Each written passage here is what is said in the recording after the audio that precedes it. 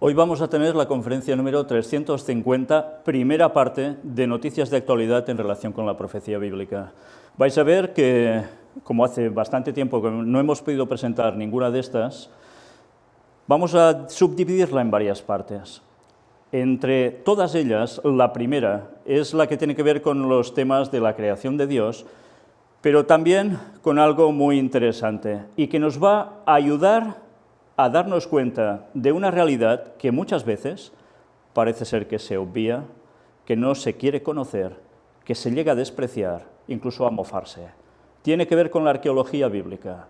Vais a quedar impresionados con la cantidad de noticias que han surgido en este poco tiempo que dan plena credibilidad al texto. Vamos a ello.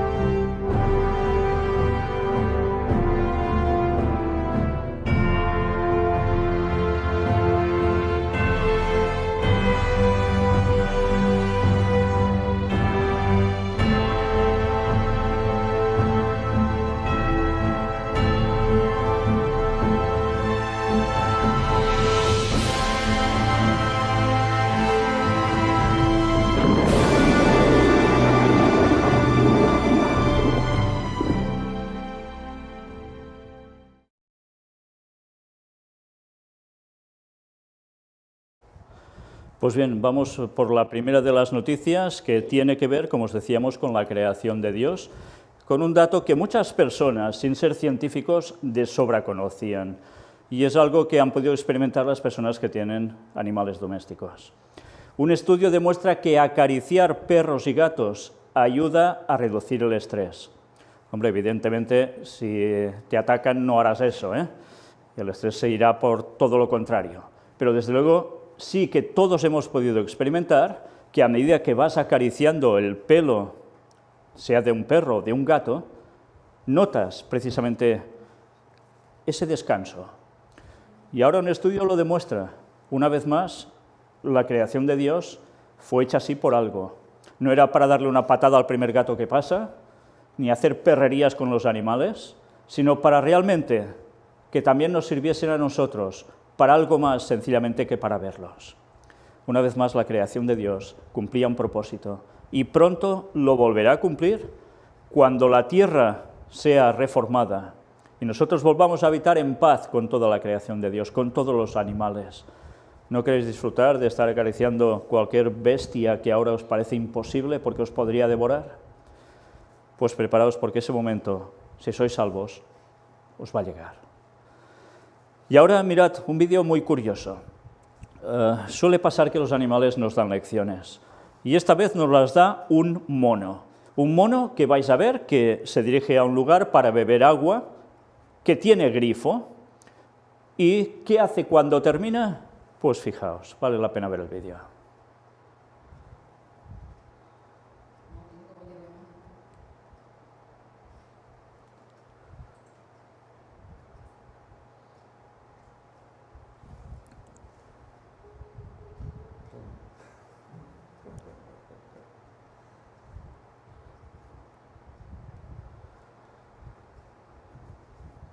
Pues ya lo habéis visto, muy sencillo, termina de beber y cierra el grifo. ¿Cuántas personas no hacen eso habitualmente? ¿Cuántas personas les da muy poca importancia al consumo de agua y que vaya saliendo del grifo como si fuera algo que no pasa nada? Pues no, una vez más, lecciones de economía. ¿A través de quién? De un mono.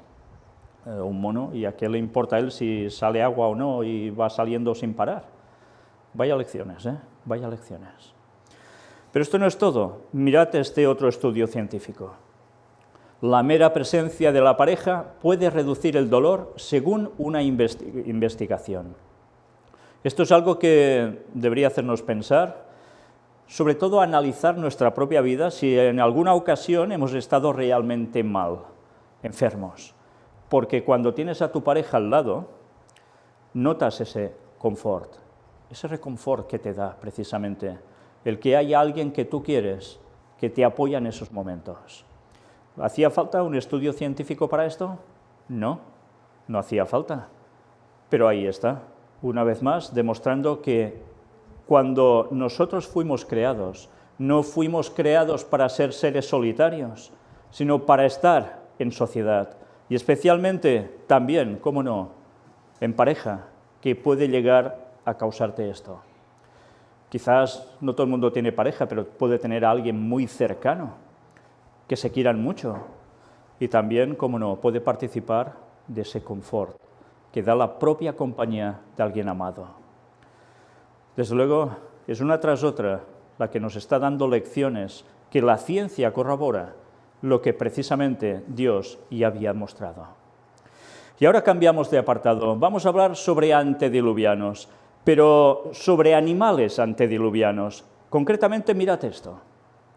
Descubren los restos de un loro gigantesco que vivió hace 19 millones de años. Bueno, esto no lo digo yo, lo dicen ellos. Lo del loro gigantesco es evidente por los restos arqueológicos. Lo de los 19 millones de años es otra historia. Nunca mejor dicho, otra historia. La evolución, ya sabéis cómo cataloga los años. Tienen que dar una explicación a lo que la Biblia dice de otro modo totalmente distinto. Y es que en un principio todo lo creado por Dios era sumamente de mayor tamaño que lo que es ahora. Me refiero básicamente a personas, animales, vegetación. Por tanto, ya sabemos que antes del diluvio esto era un hecho. Fijaos que curiosamente se encuentran y se muestran este tipo de animales gigantescos que ahora, en la actualidad, son más pequeños. Pero nunca se muestra restos de un ser humano gigante. ¿Por qué será? Una vez más, os recomiendo que veáis la conferencia que hace tiempo presentamos, Lo que nos quieren ocultar, donde podemos mostrar restos arqueológicos de huesos humanos de estaturas gigantescas y que, por desgracia, a la ciencia no le interesa mostrarlo, porque esto lo pueden llegar a explicar a través de sistemas evolutivos. Pero no quieren aceptar el diluvio, no quieren aceptar la creación de Dios y no quieren aceptar que hombres gigantes convivieron al lado de animales también de un considerable tamaño. La Biblia nos da una explicación, la ciencia va por otros fueros para intentar desacreditar la creación de Dios, pero los hechos están y se pueden comprobar, y vale la pena que conozcamos esto para dar una verdad al mundo que tantas veces ignora. Ignora porque algo se mueve para que sea ignorado. Y mirad esta otra noticia. Encuentran en Nueva Zelanda los restos de un pingüino monstruo de la estatura de una persona adulta. Entre 70 y 80 kilos, dicen que llegaba a pesar. Bueno, hay personas ahora que tienen este tamaño, ¿eh? Y esto ya era un pingüino. Los de mayor tamaño en la actualidad no llegan a esta estatura. Es más, todos los que habéis visto muchas especies de pingüinos suelen ser bajitos, ¿verdad? Parecen señores con frac bajitos que van andando. Bueno, pues no es exactamente esto como eran antes, ¿eh? Es interesante ver una vez más que la arqueología da evidencias del relato bíblico y de lo que también Ellen White aún amplió con más detalle, que podemos presentar en los temas de los antediluvianos, que desde luego no tienen desperdicio, no porque los haya presentado un servidor, sino porque realmente el tema se lo vale. Y destapa y despeja muchas incógnitas que muchas personas aún tienen debido a la educación que les han dado en este mundo. Pero aún hay más. Mirad esta noticia que yo pongo bajo el diluvio universal. Evidentemente la ciencia no lo va a catalogar así, y en la noticia que vais a ver no aparece así. Científicos revelan las causas de una de las mayores extinciones en masa de la historia. Ellos dicen que hace 420 millones de años, la falta de oxígeno y altas concentraciones de azufre en los océanos acabaron con el 23% de la vida marina. Esto lo dicen a través de sus estudios. Una vez más, ya sabéis lo de los años cómo va. Pero fijaos el dato curioso que dan: falta de oxígeno y altas concentraciones de azufre en los océanos. ¿Qué sabemos nosotros que aconteció que llevó precisamente a esta situación? El diluvio. La gente que cuando hablas de diluvio era solo un derramamiento de agua tremendo de algún lugar y ya está. Y sabemos que no fue así. Hubo muchos otros factores, incluso volcánicos, que hicieron que la Tierra cambiara totalmente y que desprendían lo que aquí veis, entre otras cosas. Vamos a leerla. Un equipo de científicos de la Universidad Estatal de Florida determinó cuáles fueron los motivos que provocaron hace 420 millones de años, a finales del periodo prehistórico silúrico, la desaparición de la faz de la Tierra del 23% de la vida marina. A pesar de que dicho evento era conocido para los expertos, las causas que lo desencadenaron habían permanecido desconocidas hasta ahora. En un estudio publicado en la revista Geology, al grupo de trabajo de la FSU explicó que esa extinción en masa, conocida como Lau-Kolovsky, fue causada por un rápido y generalizado descenso de los niveles de oxígeno en los océanos.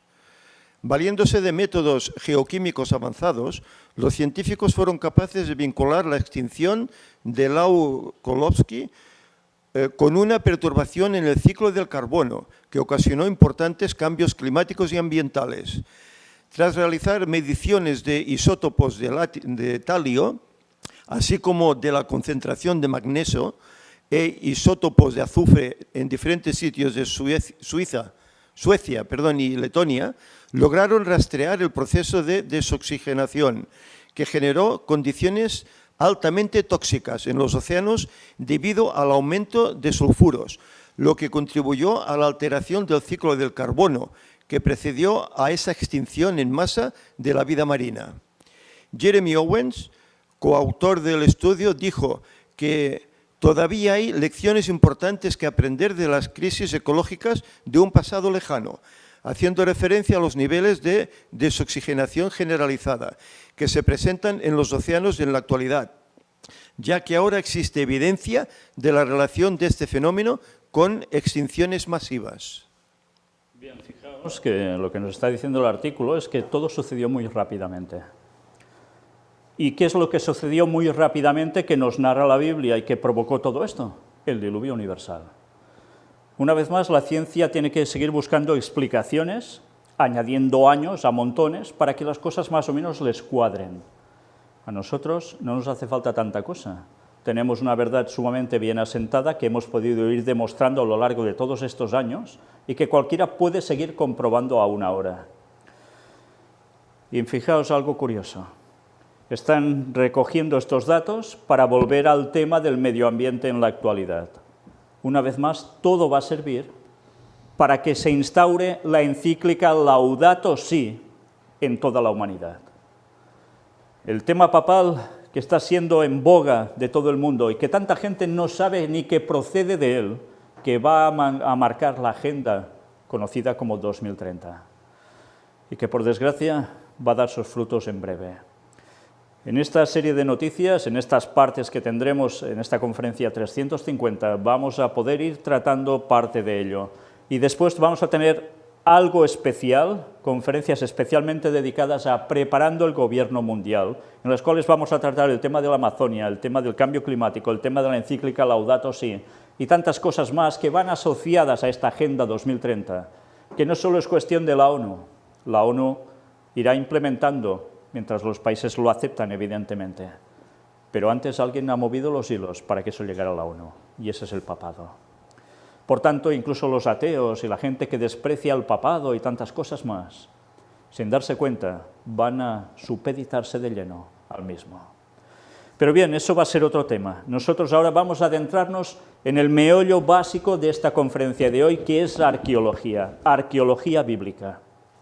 Vais a daros cuenta cómo desde la última conferencia hasta ahora se han sucedido un montón de noticias que os vamos a mostrar ahora y que os vamos a leer íntegramente para que veáis que no nos estamos inventando nada.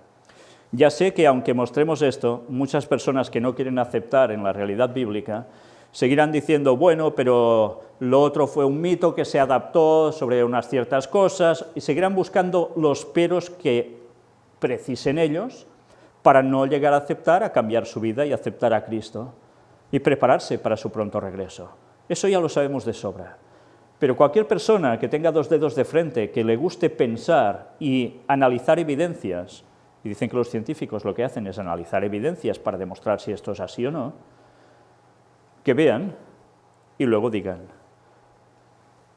¿Sabéis? La arqueología no ha parado durante muchos años de dar la prueba de que la Biblia tenía razón. Y hoy vamos a constatarlo una vez más. Fijaos si no. Vamos, primero de todo, a introducirlo con un texto bíblico que puede tener una doble vertiente, por supuesto. Lucas 19, versículo 40, palabras de Jesús. Él respondiendo les dijo: os digo que si estos callaran, las piedras clamarían. Y así está siendo. Las piedras están clamando. Evidentemente podemos decir, no, si nosotros no damos el mensaje, cualquier cosa dará el mensaje, sí. Pero la arqueología, las piedras, siguen clamando lo que tantas veces nosotros no proclamamos. Y nos van a dar las evidencias que parecen cosas muertas, pero que nos van a recuperar en vida sobre el proceso de cómo Dios ha intervenido en la historia y lo ha legado al ser humano a través de la Biblia, con todo lo que allí contiene y que tanto precisamos. Mirad la primera de las noticias. Los apasionantes hallazgos arqueológicos de tiempos de Josué y su vínculo con la Pascua judía. Y de paso mirando las fotografías, porque estáis viendo los yacimientos arqueológicos. Vamos a ver la noticia entera, la vamos a leer, igual que las que vendrán después, las comentaremos brevemente. Veréis que hoy tengo participación también de los hermanos del ministerio que nos van a ayudar a poder leer todas estas noticias para que nos sea más ameno, no oír siempre la misma voz. Vamos a empezar por la primera de ellas. Son hallazgos arqueológicos que nos dan una raigambre bíblica, nos conectan directamente con la Biblia. No hay duda de eso, dijo a Infobae el historiador y especialista en Medio Oriente Sergio Prudenstein, Universidad de Belgrano, en referencia a los trabajos desarrollados por Adam Zertal, un célebre arqueólogo israelí de la Universidad de Haifa, fallecido en octubre de 2015, luego de una prolífica carrera. Entre los muy interesantes descubrimientos del profesor Zertal se encuentran unas construcciones que él y su equipo desenterraron en las colinas situadas al oeste del Valle del Jordán. Se trata de una serie de llamativos vallados de piedra, formados por muros bajos, cuya particularidad es que el contorno tiene la forma de la huella de un pie humano gigante. Las excavaciones llevadas a cabo por Zertal y su equipo en el interior y en los alrededores de estos cercos mostraron que sus muros no superaban el metro de altura y estaban construidos con piedras secas. Los restos de artefactos y huesos de animales permitieron establecer que esos sitios datan del inicio de la Edad del Hierro, es decir, en torno al siglo XIII al XII, antes de Cristo, la época de la conquista. Dos de estos cercos, además, están circundados por un ancho camino empedrado. Los cercos hallados son 5 y están ubicados en una línea de varios kilómetros a lo largo del Valle del Jordán, que luego se desvía hacia el oeste, hacia el monte Ebal. Adam Zertal determinó que estos cercos son construcciones de tipo israelita y que eran sitios de reunión. No se trata de corrales para animales, sino de áreas usados para reuniones humanas tipo asambleas y rituales religiosos, explica Prudenstein. Zertal buscó en la Biblia una interpretación. Como el ingreso de los hebreos a Canaán se ubica a comienzos de la Edad de Hierro, los sitios pueden ser las primeras huellas de campamentos hebreos del tiempo de Josué. La disposición de los cercos, que lleva de Jericó hacia el monte Ebal, pueden simbolizar la entrada y la posesión de un territorio. Pero además, destaca Prudenstein, existen unas 30 citas bíblicas en el Deuteronomio y en el Josué, dos de los libros del Antiguo Testamento, que hacen referencia al pie como símbolo de la propiedad. Todo lugar donde esté la planta de vuestro pie será vuestro, dice el versículo 24 del capítulo 11 de Deuteronomio. Y en Josué 1:3 se lee, todo lugar que pise la planta de vuestro pie os he dado, tal como dije a Moisés. ¿Os parece curioso esto? ¿Por qué hacer una forma de pie a un cerco? Evidentemente hay textos bíblicos que están dando la aprobación a que esto no se hizo por casualidad, sino que además se buscó una literalidad sobre las palabras que les dio Dios. Siempre trató de armonizar los textos bíblicos con los hallazgos arqueológicos, dice Prudenstein. Veía la Biblia como reflejo de algo que sucedió, pero posiblemente de modo simplificado. Toma el texto bíblico como fuente válida, pero obviamente no literal, el paso del tiempo y con todas las ediciones que ha tenido presenta grandes variantes. Algunos de sus detractores, investigadores también importantes, sostienen que quizás los israelíes nunca hayan llegado de Egipto, sino que siempre estuvieron en la zona de Canaán. Pero para Zertal, sea una u otra, la verdad, lo que sí está confirmado es que las estructuras existen y son construcciones israelíes, de un tipo especial, diferentes de las cananeas. Ya sabéis que hay todo un documental que se puede ver por YouTube, en el cual se muestra que verdaderamente estuvieron en Egipto. Y no solo esto, todo lo que nosotros hemos podido presentar al respecto de cómo el pueblo hebreo salió de Egipto y las evidencias que hay aún en el desierto y que, gracias a Dios, fueron encontradas por Ron Wyatt, también por otras personas posteriormente, y que eso lo hemos podido mostrar en conferencia. Por tanto, esto, aunque la ciencia no quiera admitirlo, ahí está. Las pruebas están. Y quien no quiera creer, ¿qué vamos a hacer? Más allá de la conquista y de la propiedad, la otra significación de estas construcciones es evidentemente religiosa. Los cercos tienen un altar. Nuevamente, un pasaje de la Biblia resulta llamativo a la luz de este hallazgo. Son las instrucciones a los israelíes poco antes de entrar a la tierra prometida. Cuando hayas cruzado el Jordán, colocarás esas piedras sobre el monte Ebal y las revocarás con cal, tal como te lo ordeno hoy. Quemarás sobre él, el altar, ofrendas al Señor tu Dios. Ofrecerás allí sacrificios de comunión y los comerás y te regocijarás en la presencia del Señor tu Dios. Deuteronomio 27, del 4 al 7. Fijaos una vez más cómo los textos bíblicos acreditan lo que la arqueología va hallando. Es decir, que el monte Ebal es mencionado como el primer sitio donde los hebreos debían realizar ceremonias. El camino pavimentado que rodea al menos 2 de estos cercos probablemente fue usado para algún tipo de procesión. Rodear un área por medio de una ceremonia es un elemento importante en el Oriente Próximo, antiguo. Explicó en su momento el profesor Zertal, para quien los orígenes del término hebreo Hag, festival, se remontan a la palabra Hug, que en las lenguas semíticas significa rodear. Según Zertal, y coincido con él, dice Prudenstein, el término hebreo Hag, que significa festival, en lengua semítica también se entiende como cercar o abrazar. Implica entonces que los festivales se realizaban dentro de esos cercos, que son cercos ceremoniales. Y acordaos también que estuvimos presentando en conferencia la importancia de estas formas de proceder con precisamente estas formas geométricas, como abriendo las puertas dimensionales, en este caso de unión con Dios, pero que los paganos también han llegado a utilizar a lo largo de toda la historia para hacer todo lo contrario, la invitación a la entrada a los demonios. El descubrimiento de estas estructuras de pie, decía Adam Zertal, abre un nuevo sistema de percepciones lingüísticas e históricas. Destacaba que la palabra hebrea bíblica para pie, regel, significa actualmente festival.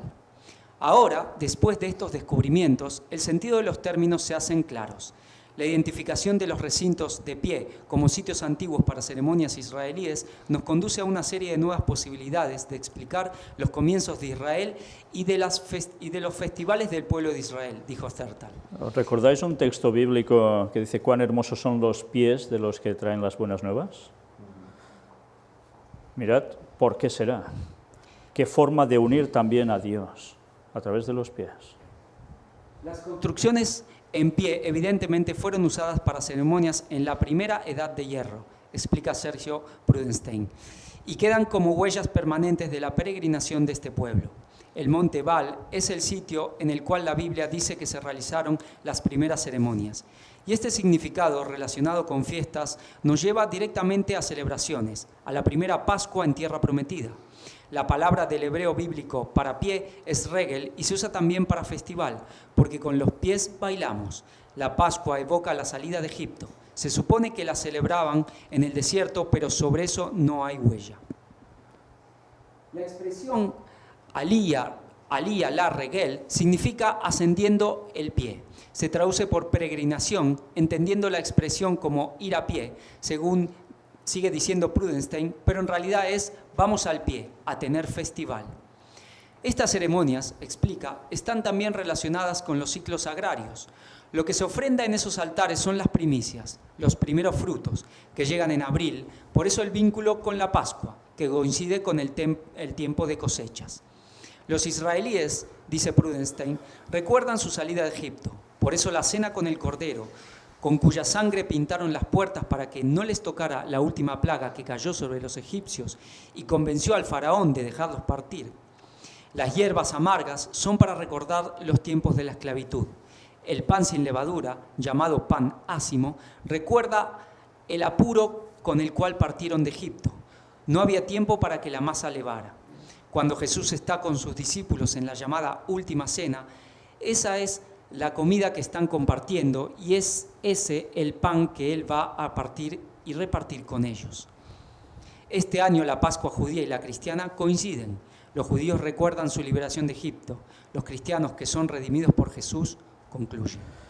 Bueno, ya veis que aquí nos da un poco más de explicación, que abarca no solo el Antiguo Testamento, sino también el Nuevo, y es reflejo de cómo la Pascua es celebrada aún por los judíos, pero también, sobre todo, por católicos, y que en esta ocasión, este año, les coincidía por fechas. Ya sabéis que en el calendario católico también va cambiando. Fijaos una vez más, un simple artículo que puede pasar desapercibido y que a casi nadie le importaría nada. Pero cuando empiezas a ver y cuando empiezas a recordar lo que gracias a Dios hemos podido presentar a lo largo de todos estos años, te das cuenta que todo esto coge una magnitud realmente importante. Y si queremos simplificar, sencillamente decir, una vez más, las piedras siguen demostrando la literalidad de los textos bíblicos. Pero vamos a otra noticia. Importante descubrimiento arqueológico pone en discusión la construcción de carretera israelí. Iban a construir una carretera, pero como tantas veces sucede, hacen hallazgos arqueológicos. Las obras se tienen que parar, se tiene que estudiar. Vamos a ver de qué se trata. Un importante descubrimiento arqueológico en Israel planteó la discusión de cómo preservar el pasado sin detener el progreso hacia el futuro, cuando una carretera moderna y una ciudad antigua llegaron a una encrucijada. Nadie lo esperaba, incluida la Autoridad de Antigüedades de Israel, dijo Yehudá Gobrin, quien encabezó la excavación de rescate en Beit Shemesh. Lo que encontraron fue la ciudad bíblica de Beit Shemesh desde los tiempos de Isaías y Ezequías. No sé si recordáis todos estos textos, pero si hacéis un repaso a estos libros, os vais a dar cuenta que es citada allí. Y ahora la arqueología mira por dónde lo que haya. Pensamos que los asirios lo destruyeron y nos llevó años, el pueblo judío, regresar y que todos se fueron y que no había nadie aquí. Pero no es cierto.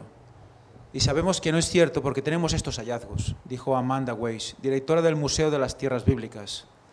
Los arqueólogos pensaron que un sitio mucho más antiguo, al otro lado de la carretera, era todo lo que había de Beit Shemesh. Pero antes de expandir una carretera, excavaron y encontraron un tesoro. Ya estáis viendo las imágenes, ¿eh? Si la Autoridad de Antigüedades de Israel hubiera sabido que esto es lo que estaba allí, no habrían permitido el desarrollo del camino allí, dijo Gobrin a CBN News. El camino también se conecta con el valle de Elá, donde David mató a Goliat, y Beit Shemesh está asociada con el regreso del Arca de la Alianza a Jerusalén. Por tanto, los textos bíblicos sitúan unos hechos en lugares concretos, y la arqueología ahora los va hallando. Y fijaos que algunos son relatos sumamente conocidos. Por cierto, vamos a ver algo más después en otra noticia que está relacionado precisamente con Goliat el gigante. Sigamos con esto. Podemos leer la Biblia, podemos estudiar historia, podemos aprender arqueología, pero cuando estos tres elementos se unen, tenemos la prueba de esa historia y esa historicidad del texto bíblico, dijo Weiss a CBN News. Así que para nosotros, en el Museo de las Tierras Bíblicas, básicamente es ganar la lotería. Importante lo que dice y totalmente de acuerdo, ¿eh? Se juntan todos estos aspectos y se puede demostrar las evidencias del texto bíblico. Los mangos de los frascos con sellos reales, figuras destrozadas y otros artefactos del sitio se muestran en la exhibición. Pero hay más en la historia. Caminamos por la tierra y estamos caminando por encima de la historia. El progreso que se requiere para construir una nueva nación con viviendas, carreteras e infraestructura requiere excavar y construir cosas nuevas, dijo Weiss. El Beit Shemesh de hoy en día está a unos 20 kilómetros de Jerusalén. Tiene una población de más de 110.000 y está creciendo rápidamente. Es complicado porque quiero proteger la carretera, quiero proteger el Tel, el sitio y necesito encontrar la manera de proteger a los dos. Es muy importante para todos, dijo la alcaldesa de Beit Shemesh, Alisa Bloch, a CNN News. Los arqueólogos y los desarrolladores sabían que tenían que trabajar juntos. La realidad es que las personas necesitan hogares y caminos para ser creados, y hay un equilibrio. Y hay un debate sobre cómo lo hacemos, dijo Weiss. Así que crearon un plan de compromiso para alterar el camino y aún así preservar el sitio histórico, con la esperanza de desarrollar el pasado para las generaciones futuras. Pues ya veis, la arqueología se encuentra con un problema en la sociedad actual. Las infraestructuras para ir generando un país, en este caso como es el de Israel, con tanta historia y con tantos lugares que además van ampliándose para que ellos habiten. Y por tanto se hallan cosas, sean ciudades, sean localidades, sean objetos, puede ser cualquier cosa. Una tierra muy rica en cuestiones arqueológicas. Y luego hay una disputa. Evidentemente a unos les interesa hacer las cosas nuevas y a otros mantener lo viejo para transmitir la historia a las generaciones siguientes. Con lo cual esto a ellos, a los judíos, les reafirma en que tienen todo el derecho a estar en esa tierra porque ya habían estado antes. Con lo cual se fomenta el sionismo. No es de extrañar que últimamente estén saliendo tantas noticias al respecto, porque no son invenciones, se puede ver la realidad de ellas. Pero a su vez todo esto está siendo fomentado intensamente porque hay el gran dilema de si deben estar allí o no, porque hay naciones que lo quieren y otros que no. Es la forma de reafirmarse. Pero nosotros de aquí vamos a recoger la parte arqueológica que nos interesa para determinar que el texto bíblico es cierto. Por desgracia, el texto bíblico no solo termina en el Antiguo Testamento como para ellos, sino que nosotros tenemos el Nuevo Testamento, del cual también tenemos grandes créditos. Pero ya se sabe, cada uno elige lo que quiere y cada uno se quiere quedar solo con verdades, a veces a medias, por desgracia, en vez de enteras. Sigamos con las noticias. Mirad esta otra. Testimonio de 3000 años. Descubren restos de la época del tabernáculo en Shiloh. Y aquí veis la imagen. Pues vamos a ver también qué nos dice esta noticia. Un resto arqueológico de 3000 años de origen egipcio fue descubierto recientemente en la localidad de Shiloh, donde según la tradición estaba ubicado el tabernáculo tras la entrada del pueblo de Israel a la tierra prometida. En la versión Reina Valera leemos Silo, pero es lo mismo, es Shiloh en este caso. El objeto descubierto es un escarabajo egipcio que era utilizado en la antigüedad como sello. Este nuevo descubrimiento es otro testimonio de la historia del Éxodo, ya que demuestra que exactamente en esa época comenzaron a llegar a la tierra de Israel objetos provenientes de Egipto, tal como lo relata la Biblia. Además se descubrió una viga de altar que data de la Edad de Hierro, lo que demuestra que el lugar era utilizado como un centro de culto para los judíos de la época, algo que va acorde a la tradición judía que afirma que en Shiloh estuvo ubicado el tabernáculo. El jefe del Consejo Regional de Benjamín Israel Gatz dijo que los descubrimientos arqueológicos son muy emocionantes y poderosos, al tiempo que prueban la histórica verdad y la conexión a la tierra de la Biblia. La excavación arqueológica fue llevada a cabo en conjunto entre la Asociación de Investigación Bíblica de Texas y el oficial de arqueología de la Administración Civil israelí. Ya habéis visto, una vez más, algo que aparece en el relato bíblico plasmado por la arqueología. Y un lugar sumamente emblemático. Ya leéis los textos bíblicos y enseguida sabéis de qué va. Bueno, ¿cuántas evidencias más hemos de mostrar para que la gente crea que el texto bíblico no es ciencia ficción? Algunos dicen, no, se eligieron lugares que ya existían, pero se inventaron la historia. Bueno, pues vais a ver en alguna de las noticias, especialmente la que os decía de Goliat, qué casualidad para adaptar también las cosas. Pero vamos por esta otra. Encuentran en el monte Sión vestigios de la histórica conquista de Jerusalén por el imperio de Babilonia. El acontecimiento histórico que se remonta al siglo VI a.C., tuvo como resultado la pérdida de muchas vidas, la destrucción de la ciudad y el desmantelamiento del Templo de Jerusalén. Hemos hablado de esa época, hemos tratado en conferencias de todo ello. Pues ahora vais a ver, una vez más, las evidencias arqueológicas. Un grupo de investigadores de la Universidad de Carolina del Norte en Charlotte, Estados Unidos, ha encontrado vestigios de la histórica conquista de Jerusalén por el Imperio de Babilonia, ocurrida entre los años 586 y 587 a.C., en una excavación arqueológica en el Monte Sión, Jerusalén, según recoge un artículo publicado este domingo en Peace Organization. En el yacimiento han aparecido capas de ceniza, puntas de flecha de aquella época, así como tiestos, lámparas y un pendiente de borla hecho de oro y plata. En el área circundante también se han encontrado indicios de una importante estructura de la Edad de Hierro, aunque de momento no la han excavado porque se halla debajo de las capas de periodos posteriores, si bien planean hacerlo en 2020. Los arqueólogos creen que el yacimiento hallado se remonta al periodo de la conquista babilónica de Jerusalén, debido a la combinación única de objetos y materiales encontrados, cerámica y lámparas, junto a madera quemada y cenizas, restos del asedio, y puntas de flecha de bronce y hierro de tipo escita, propias de esa época. Por tanto, nos está describiendo los restos hallados, el conflicto que hubo sobre el terreno y cómo quedó todo en el momento del desastre. Restos parlantes. En opinión de Jimon Gibson, codirector del proyecto Mount Zion Archaeological Project, proyecto arqueológico Monte Sión, esta mezcla de elementos indica algún tipo de devastación y destrucción, ya que, asegura, nadie abandona las joyas de oro ni tiene puntas de flecha en la basura de casa. Es el tipo de batiburillo que esperas encontrar en una casa en ruinas después de un ataque o batalla, añadió Gibson, que se mostró sorprendido por el hallazgo, ya que asegura que en los lugares de conflicto los atacantes suelen recogerlas para luego fundirlas. Una huella del pasado. La parte superior del pendiente de borla es de oro y tiene forma de campana, mientras que la parte inferior está hecha de plata y su forma recuerda a un racimo de uvas. Gibson, que se confiesa emocionado por el hecho de estar excavando dentro de las casas del gran hombre, mencionadas en el pasaje bíblico 25:9 del Libro de los Reyes, explica que este descubrimiento es una prueba clara de la riqueza de los habitantes de la ciudad en el momento del asedio. Desde 1979 no se habían hallado joyas de dicha época en Jerusalén. La conquista babilónica de la ciudad por parte del rey Nabucodonosor fue feroz y tuvo como resultado la pérdida de muchas vidas, la destrucción de la ciudad y el desmantelamiento del templo de Jerusalén.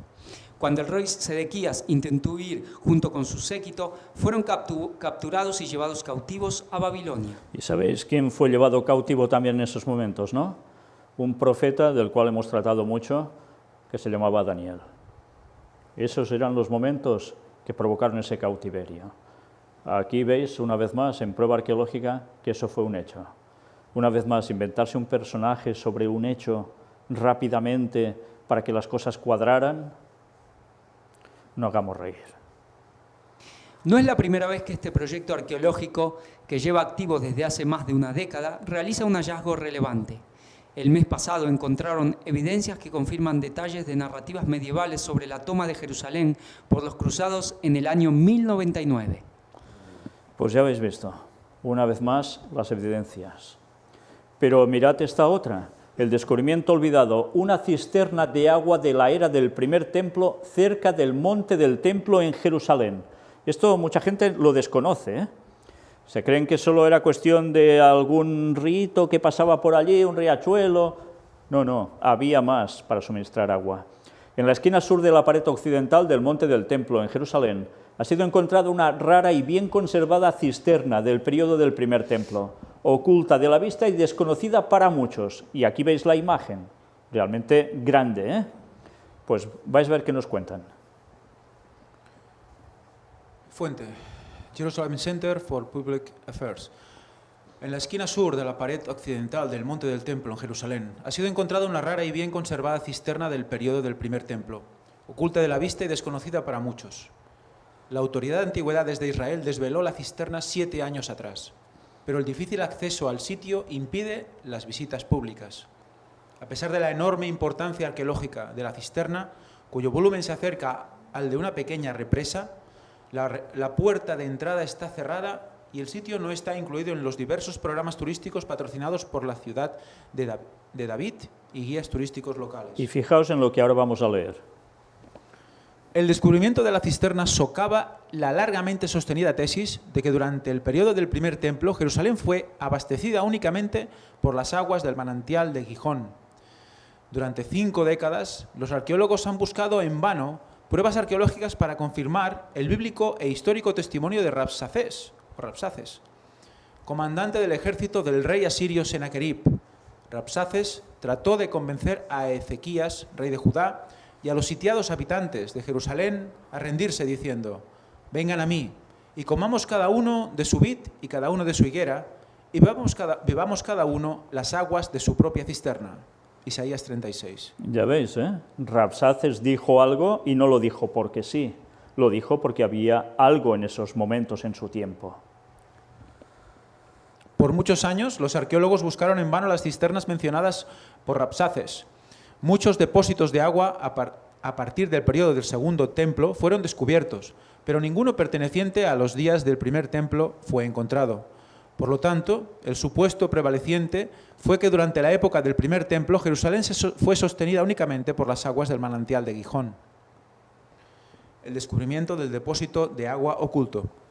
En 2012 fue descubierto el oculto depósito de agua durante la limpieza de los canales herodianos de drenaje, bajo el camino herodiano de los peregrinos, que se extienden desde el estanque de Siloé hasta el sur de la pared del monte del templo. Os suena también el estanque de Siloé, ¿verdad?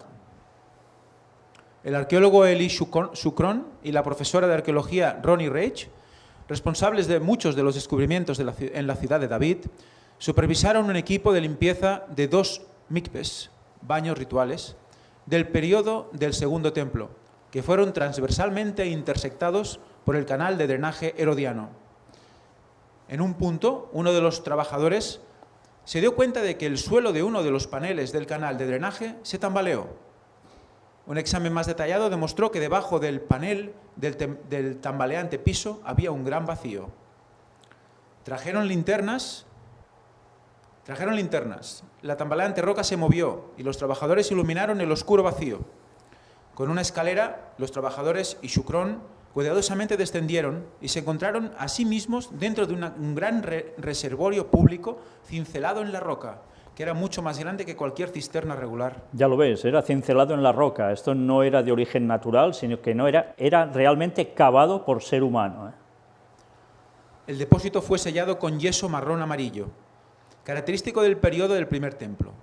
El descubrimiento ofrece la primera pista de cómo Jerusalén se abastecía de agua durante el periodo del primer templo. Hoy, 7 años más tarde, Shukron cree que si continúan la búsqueda encontrarán otras cisternas similares del mismo periodo.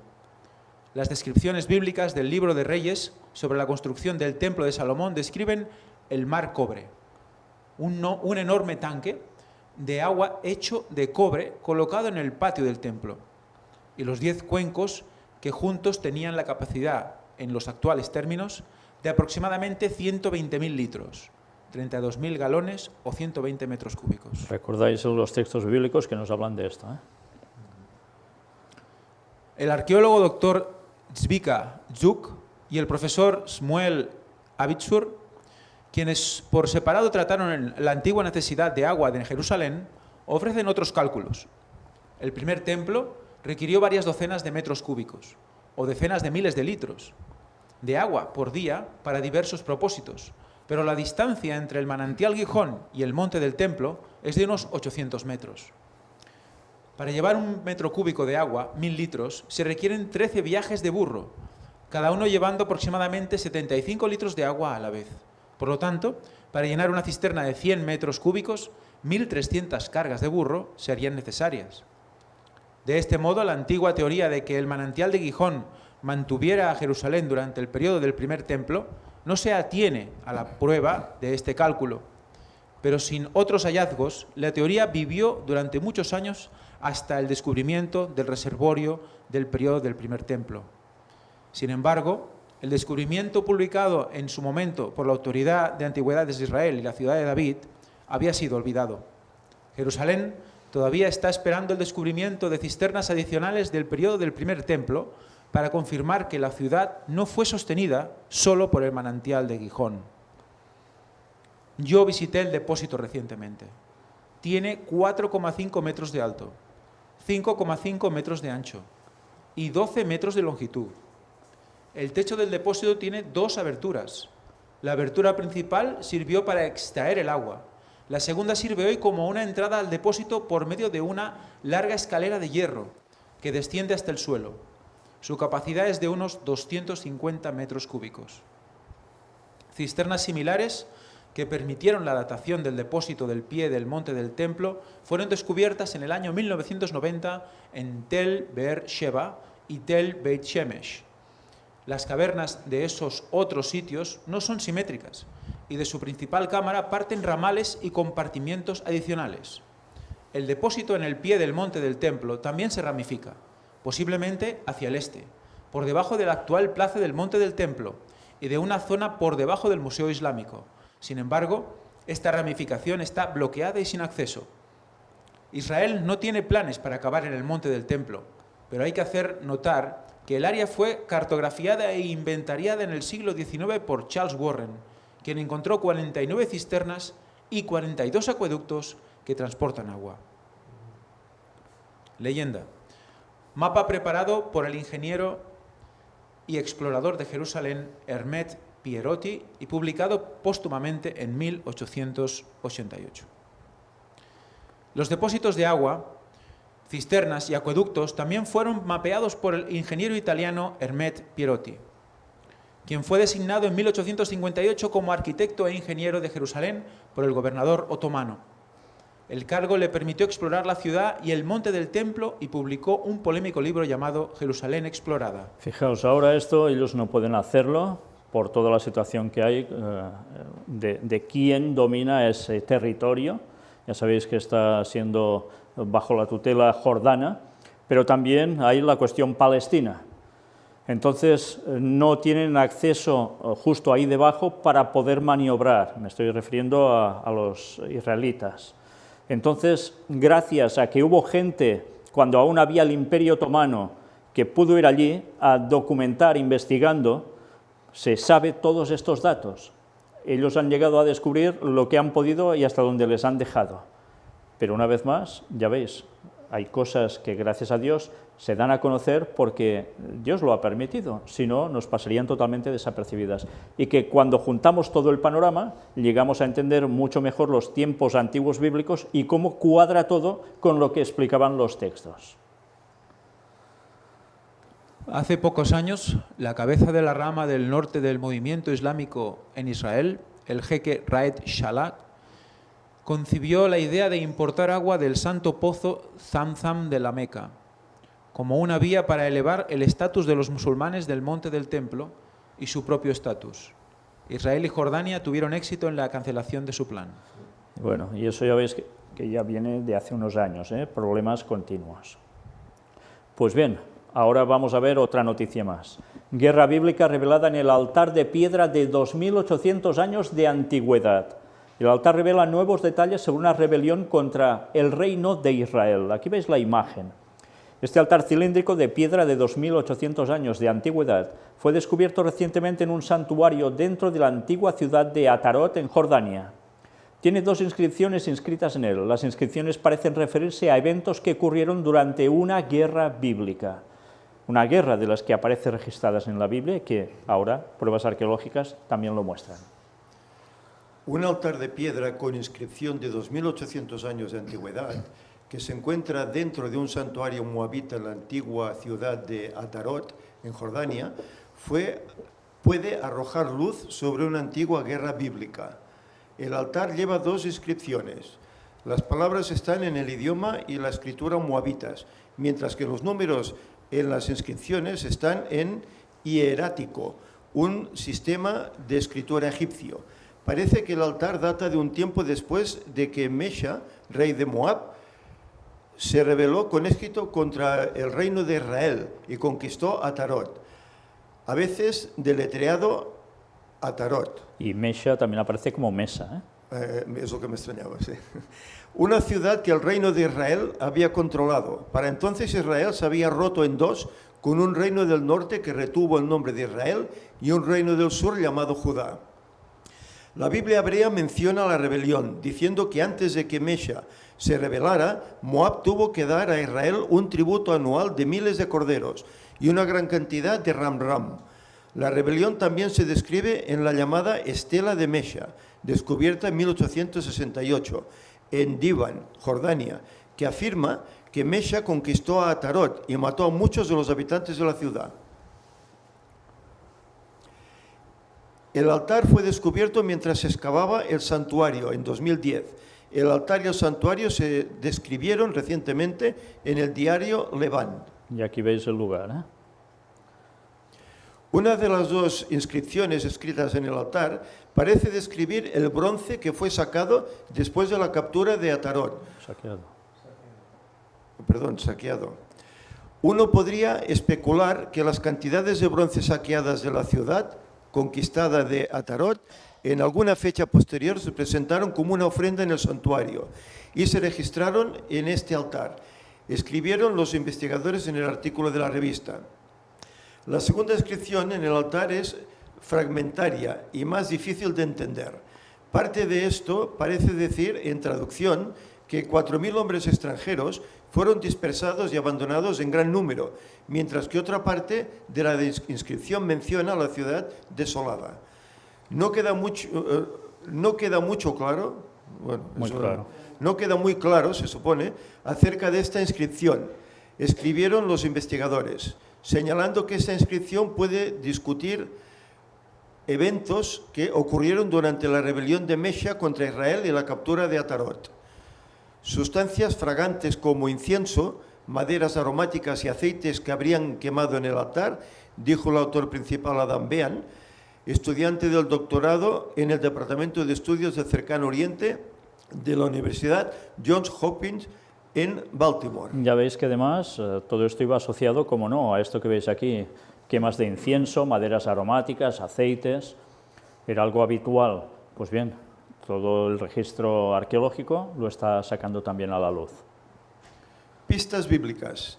El altar inscrito confirma que los moabitas lograron apoderarse de Atarot, dijo el coautor del estudio Christopher Roylston, profesor de lenguas y literatura semíticas del noreste de la Universidad George Washington en Washington, D.C.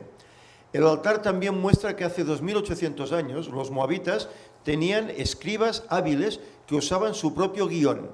Las inscripciones en el altar son la evidencia más temprana que tenemos hasta ahora de una escritura moabita distintiva, dijo Royston a Life Science, señalando que la inscripción descubierta en 1868 usaba la escritura hebrea para escribir el idioma moabita.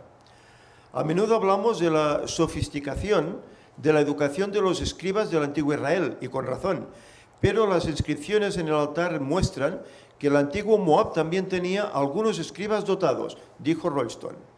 Hoy Atarot se llama Kirbat Ataruz. Las excavaciones en el sitio son dirigidas por Chan O-Jie, decano de educación de la Universidad de la Sierra de Riverside, en California. Fijaos cómo hay lugares que han cambiado de nombre con el paso de los años, pero las localidades siguen siendo las mismas. Y mirad ahora otra noticia, y es la que os comentaba antes. Hallan en la ciudad natal de Goliat enormes ruinas que pueden explicar el origen de la leyenda bíblica. Fijaos el titular, ¿eh? Origen de una leyenda bíblica, porque hay enormes ruinas. Y claro, es la ciudad de Goliat, un gigante. Nuevos hallazgos arqueológicos en Tierra Santa llaman a reconsiderar lo que fue el desarrollo de la antigua ciudad filistea de Gat y su incidencia en el relato de la Biblia. Vamos a verlo porque, fijaos que ya en sí es sorprendente, ¿eh? Nos habla de enormes ruinas y estamos hablando de un gigante. Tras 23 años de excavaciones, arqueólogos israelíes descubrieron una nueva capa de la antigua ciudad filistea de Gat, lo que podría recontextualizar uno de los momentos cruciales de la historia bíblica. Como parte del grupo de las 5 ciudades-estado de los filisteos, que habitaron en Gaza y la actual costa de Israel entre los siglos XII y 7 a.C., Gat se conoce por ser el lugar de origen del gigante Goliat, abatido por David, quien luego se convertiría en el rey de Israel. Estáis viendo las imágenes del lugar. Los recientes hallazgos en la localidad de Tel Es-Safi, donde se supone que anteriormente se situaba Gat, evidencian que esta población fue mucho más grande de lo que se estimó anteriormente. Se suponía que la ciudad alcanzó su gran tamaño entre los siglos X y IX a.C. Ahora resulta que esta ciudad de la temprana edad de hierro, siglo XI a.C. o incluso más antigua, pudo haber sido aún más grande y más impresionante, comentó el director de las excavaciones Aaron Meir, de la Universidad Ber-Ilan, Israel, a Mail Online. Ya veis, creían que era un lugar pequeñito, relativamente pequeñito, sin mucha importancia, y ahora las excavaciones están mostrando que era un lugar que quizás era bastante más grande de lo que en un principio se pensaban. Y no solo que fuera más extenso, mirad qué más nos dice. Gat abarcaba un área de 50 hectáreas, lo cual es el doble del tamaño de cualquier otro conglomerado urbano de la región en aquellos tiempos. Las fortificaciones encontradas por los arqueólogos son de 4 metros de ancho, mientras que los muros construidos más tarde miden poco más de 2 metros. Fijaos, la anchura de los muros, 4 metros. Los posteriores, 2 metros. O sea, eran el doble. ¿Por qué sería que eran el doble? ¿Será que los habitantes también eran el doble de mayores, de estatura? También continúa diciendo algo más. Los bloques de construcción también resultaron ser más grandes en los tiempos de Goliat, a los que hace referencia el Antiguo Testamento. Miden casi 2 metros, en tanto que en las capas más tardías son de apenas 0,5 metros. Fijaos, comparativa, bloques de 2 metros a unos de medio metro. ¿Cómo eran capaces unos de mover tanto y otros tan poco en comparación? Bueno, algo hubo, ¿eh? ¿Sería Goliat el único gigante del lugar o era el que más destacaba? Esto es otra cuestión, ¿eh?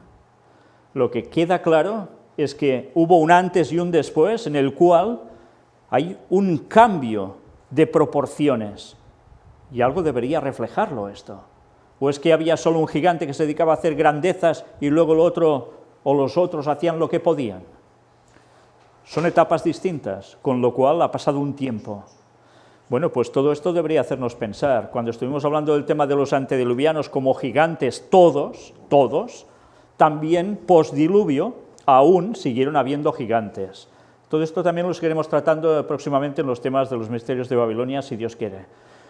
Pero todo esto no pasó porque sí. La raza de los antediluvianos pasó a través de Noé y sus hijos a postdiluvio. Por tanto, aún seguían siendo gigantes. Todos. Luego fueron disminuyendo, la raza fue hacia abajo. Pero aún y así hubo lugares donde aún permanecían cierta genética que los mantenía más grandes en estatura que los otros que bajaron más rápidamente. Pues este era el caso de los habitantes de Gat, con Goliat seguro, pero por los indicios que nos muestran los hallazgos arqueológicos hace pensar que quizás no era el único que fuera de gran estatura. Meir considera que el gran tamaño de la antigua Gat, así como sus monumentos, podrían haber nutrido las leyendas sobre gigantes y cambian la comprensión de los estudiosos acerca de cómo se desarrolló la ciudad y cómo fue su relación y primacía respecto a otros asentamientos de los filisteos. Fijaos, una vez más, ¿qué explicación tienen que dar al respecto para no aceptar literalmente que hubo gigantes en la tierra? Bueno, pues mira, hacerlo cuadrar con esto, pero queda todo como leyenda. Qué absurdo llega a ser, ¿no? El propio pensamiento científico se contradice a sí mismo para no terminar de reafirmar el relato bíblico, solo en parte. En cuestión arqueológica sí, pero cuando se trata del relato que verdaderamente nos muestra el qué, eso ya no interesa tanto. Pues es una lástima, porque así se pierde el hilo de conexión que nos lleva hasta el Edén, que nos lleva hasta Cristo como creador, que nos lleva a la eternidad en el pasado y nos enlaza con el futuro en el pronto regreso de Cristo. La Biblia sencillamente es el relato que nos une el principio con lo que va a terminar de acontecer. Y mientras esas etapas son las que se ven reflejadas allí, más todas las profecías que nos decían lo que iría pasando, que ha acontecido, que es demostrable y en las cuales nosotros aún nos encontramos cumpliendo profecía. Pero estas se acaban, porque el pronto regreso de Cristo va a concluir con todo ello. Pero sigamos. Otra noticia que desde luego es para abrir los ojos. Descubren en Jerusalén un sello de la época del templo con el nombre de una figura bíblica. No es la primera vez que ha ocurrido, ya lo hemos mostrado también en otras conferencias algo parecido, pero ahora aparece otra figura bíblica. Vamos a ver qué nos dicen. Arqueólogos en la ciudad de David, en Jerusalén, encontraron recientemente un artefacto único que sirve como evidencia de la presencia del pueblo judío en la tierra de Israel durante la época del templo y que hace referencia directa a una figura mencionada en la Biblia.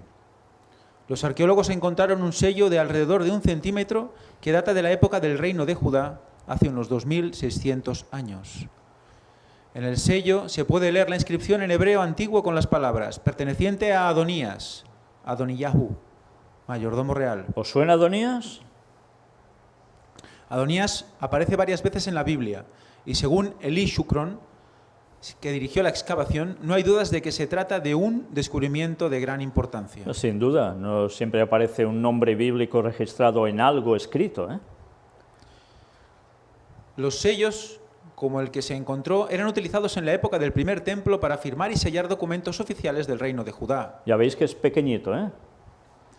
El término traducido como mayordomo real, Asher al-Habayit, en hebreo, era el cargo más importante dentro de la jerarquía real en el reino de Judá y aparece en el listado de posiciones de los ministros del rey Salomón. Es un término que aparece varias veces en la Biblia y que es utilizado para mencionar a un ministro importante que era cercano al rey.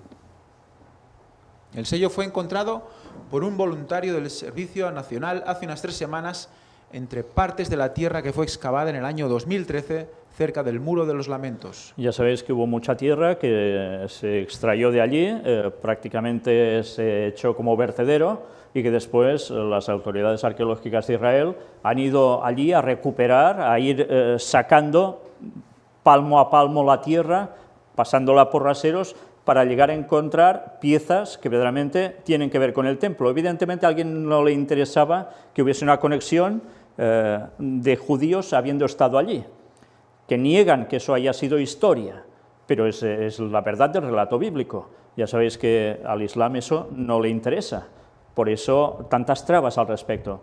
Pero por el otro lado, los judíos sionistas que quieren afianzarse allí y desde allí, ya sabéis todo lo que quieren conseguir, les interesa esa excavación, con lo cual van destapando y desvelando cosas que han quedado escondidas a través de la historia, e incluso algunas cosas ya veis como totalmente arrojadas, pero se han podido recuperar. ¿Y esto a nosotros para qué nos sirve? Pues para dar fe que la Biblia tenía razón. Pero si lo tenían las cuestiones arqueológicas, también la tienen las cuestiones doctrinales y la tienen las cuestiones proféticas.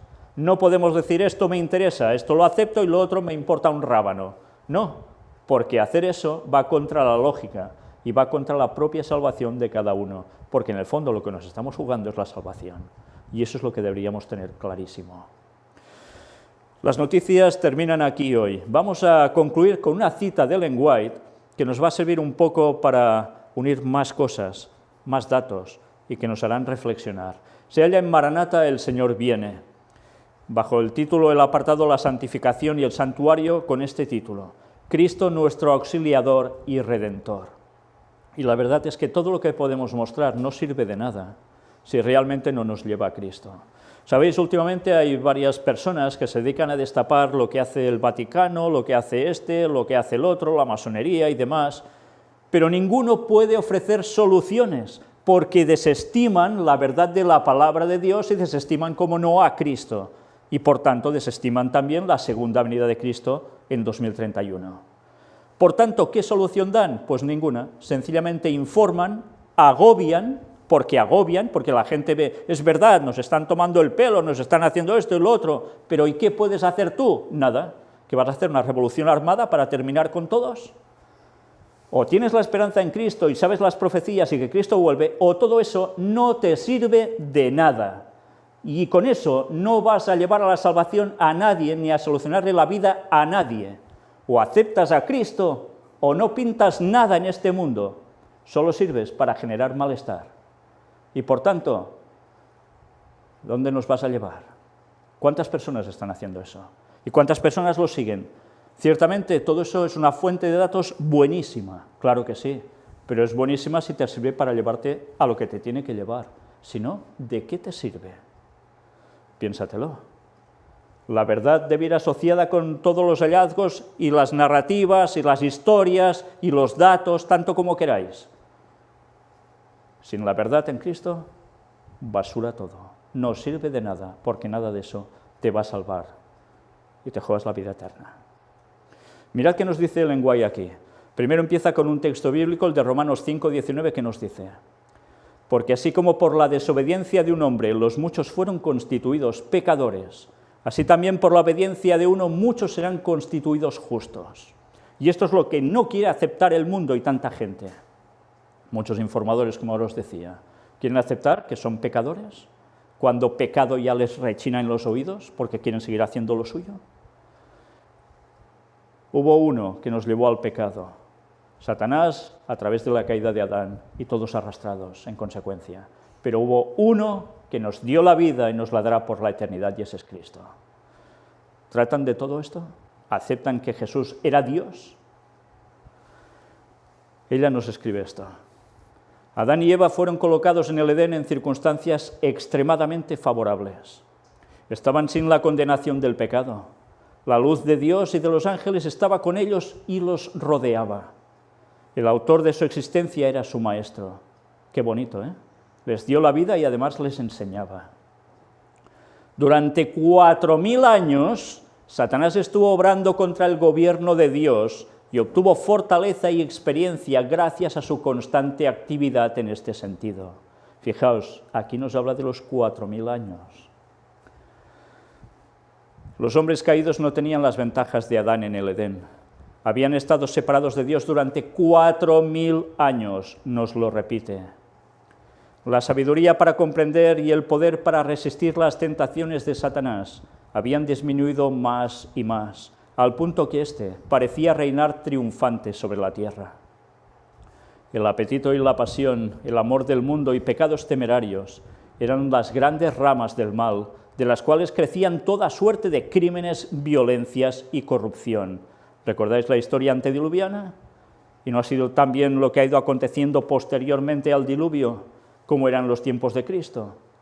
¿Cómo está siendo en nuestros tiempos ahora? Está volviendo a lo mismo.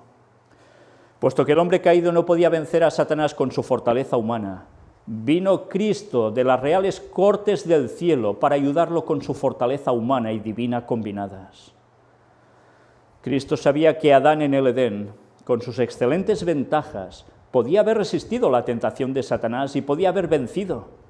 Sabía también que no era posible que el hombre, fuera del Edén, separado de la luz y del amor de Dios, desde la caída, resistiera con su propia fuerza las tentaciones de Satanás. Ya no podía, el ser humano no podía llegar a vencer. A fin de proporcionar esperanza al hombre y salvarlo de su completa ruina, se humilló a sí mismo al tomar la naturaleza humana, para que con su poder divino combinado con el humano, pudiera alcanzar al hombre donde éste está. Por tanto, ¿era solo hombre? ¿Era solo Dios? Ya lo veis. Obtuvo para los caídos hijos e hijas de Adán aquella fortaleza que es imposible que logren por sí mismos, para que en el nombre de Cristo puedan vencer las tentaciones de Satanás. Por tanto, ¿podemos vencer nosotros solos por guapos? No podemos. Dependemos de la gracia de Cristo. En el nombre de Cristo podemos vencer. Sin Él no habría escapatoria, no habría salvación. 4000 años de pecado llevaron al hombre hasta ese punto. Imaginaos 6000 años. Si no estamos con Cristo, no podremos vencer. Nuestra vida puede parecer enredada, pero al confiarnos al Maestro, Él desentrañará el modelo de vida y carácter que sea para su propia gloria.